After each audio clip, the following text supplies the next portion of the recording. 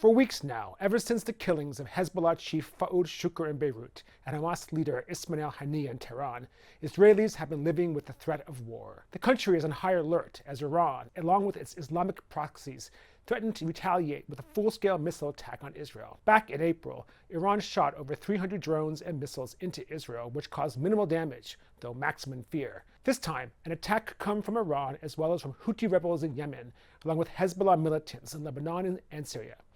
Thousands of missiles could reach Israel, with many potentially hitting civilian sites, causing widespread death.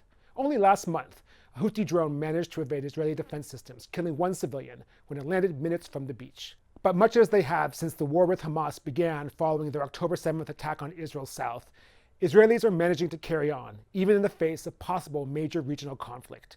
This weekend, we published a large piece by reporter Deborah Danan that looked at how Israelis are coping.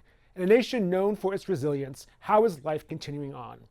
For many, the most important effort is to shield their children from stress and uncertainty surrounding the Iran threat, especially with so many kids out of school right now, on their summer break and having fun. Others are just focusing on work to keep calm, or even opting to leave Israel for safer locations. People are not putting their daily lives on hold, says analyst and public opinion researcher Dalia Scheindlin, but there is nothing normal about those daily lives right now.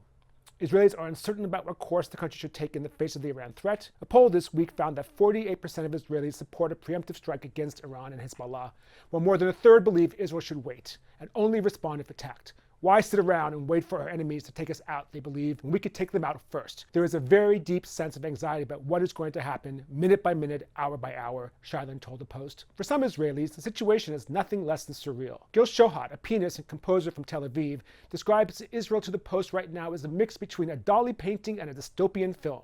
His concerts are full, he said, but nevertheless, every performance feels like it could be the last. Last week, he finished a show in Israel's north, playing Beethoven and Mozart, and the forest around him was in flames from Hezbollah missiles.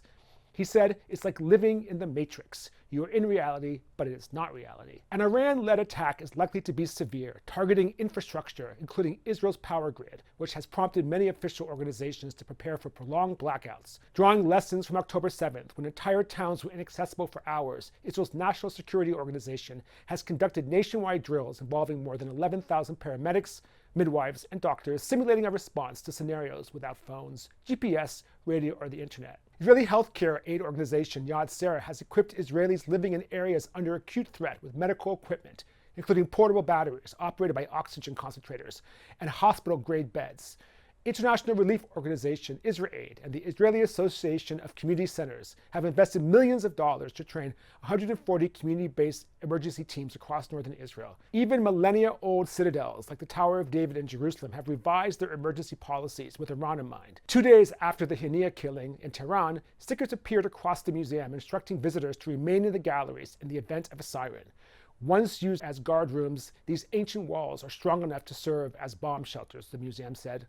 Although phone lines and internet connections have so far remained intact, the Israeli military has been scrambling GPS for months in an effort to curb Hezbollah rocket and drone attacks. For Israelis who rely heavily on GPS apps like Waze to navigate through the country, the blackouts have caused major disruptions.